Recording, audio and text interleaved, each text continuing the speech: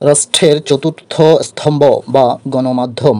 রাষ্ট্রের আনুষ্ঠানিক স্তম্ভ পাঁচটি, সেগুলো হচ্ছে আইন বিভাগ, নির্বাহী বা শাসন বিভাগ, বিচার বিভাগ এবং চতুর্থ হচ্ছে গণমাধ্যম। পঞ্চম স্তম্ভ হচ্ছে সুশীল সমাজ, যেটিকে ফিফথ স্টেট বলা হয়। সংবাদপত্র রাষ্ট্রের ক্ষমতাধর বিভাগ। সংবাদপত্রের মাধ্যমে স্বাধীনতার অভাব সংবাদ মাধ্যমের স্বাধীনতার অভাব এবং বা নিরপেক্ষ ও শক্তিশালী গণমাধ্যমের অনুপস্থিতি সুশাসনের প্রধান অন্তরায়। তাই সুশাসনের অন্যতম পূর্বশর্ত হচ্ছে প্রচার মাধ্যম বা গণমাধ্যমের স্বাধীনতা। ফিফথ কলাম বলা হয় নিজ রাষ্ট্রের বিরুদ্ধে ষড়যন্ত্র করা। আর ফিফথ রিপাবলিক দেশ হচ্ছে ফ্রান্স। সিভিল সোসাইটি বা নাগরিক সমাজ বা সুশীল সমাজ। সিভিল সোসাইটি শব্দটি বাংলা প্রতিশব্দ নাগরিক সমাজ। সিভিল সোসাইটি শব্দটি প্রথম ব্যবহৃত হয় অ্যারিস্টটলের পলিটিক্স গ্রন্থে। এক্ষেত্রে এই শব্দটি রাজনৈতিক সম্প্রদায় অর্থে ব্যবহৃত হয়েছিল।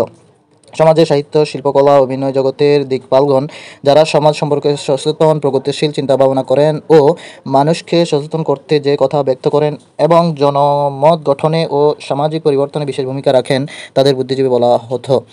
ফরাসিতে আতেল শব্দের প্রতিশব্দ হিসেবে বাংলায় বুদ্ধিজীবী শব্দটি ব্যবহৃত হতো। 1977 সালে পশ্চিমবঙ্গের বুদ্ধিজীবীর পরিবর্তে বুদ্ধিজীবী ব্যবহৃত শুরু করে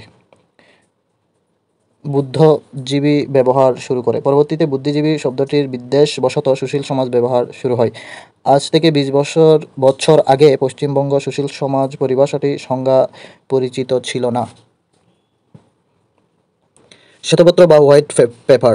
শ্বেতপত্র হলো সরকার কর্তৃক প্রকাশিত তথ্য বিবরণী। জনসম্মুখে সরকার কর্তৃক কোনো গুরুত্বপূর্ণ বিষয় প্রকাশ করা হচ্ছে শ্বেতপত্র। অন্যভাবে বলা যায়, কোনো একটি দেশের পার্লামেন্ট বা জাতীয় পরিষদ কর্তৃক প্রকাশিত দলিলকে শ্বেতপত্র বলা হয়ে থাকে। এতে জনগণের স্বার্থে ধারাবাহিক বিবরণ, আইন ও নীতিমালা লিপিবদ্ধ থাকে। সমকালীন অর্থনৈতিক বা সামাজিক কোনো গুরুত্বপূর্ণ বিষয়ে সরকারি নীতির উপর যে লিখিত বিবৃতি প্রদান করে থাকে তাই শ্বেতপত্র। ব্রিটেনে শ্বেতপত্রকে পার্লামেন্টারি পেপার্স বলে। শ্বেতপত্রের ধারণাগত ভিত্তি ও এর ব্যবহার যুক্তরাজ্যের সংসদীয় গণতন্ত্রের সাথে যুক্ত। একই ধরনের প্রথা অস্ট্রেলিয়া ও কানাডায় প্রচলিত রয়েছে। ইইউ বা ইউরোপীয় ইউনিয়ন ও একই ধরনের বিষয়ে শ্বেতপত্র জারি করে। শ্বেতপত্রের উদাহরণ চার্চিল হোয়াইট পেপার, প্যালেস্টাইন রাজ্য গঠন সংক্রান্ত শ্বেতপত্র। উল্লেখ্য, অস্ট্রেলিয়া ও কানাডা গুরুত্বপূর্ণ শ্বেতপত্রের মধ্যে রয়েছে যথাক্রমে পূর্ণ কর্মসংস্থান ও প্রতিরক্ষা সংক্রান্ত শ্বেতপত্র। সবুজপত্র বা গ্রিন পেপার। ব্রিটিশ সংসদীয় প্রথায় সবুজপত্র জারি করার নীতিও বিদ্যমান। সবুজপত্র মূলত বিভিন্ন জনস্বার্থ বিষয়ক সমস্যার জন্যে ব্যাপক আলোচনার উদ্দেশ্যে জারি করা হয়, আর এর উপর জনসাধারণের মতামত আহ্বান করা হয়। বাংলাদেশ এই প্রথার প্রচলন সম্পূর্ণ বিপরীতধর্মী। নীতিপত্র বা পলিসি ব্রিফ। নীতিপত্র হলো একটি নির্দিষ্ট সমস্যার সারাংশ।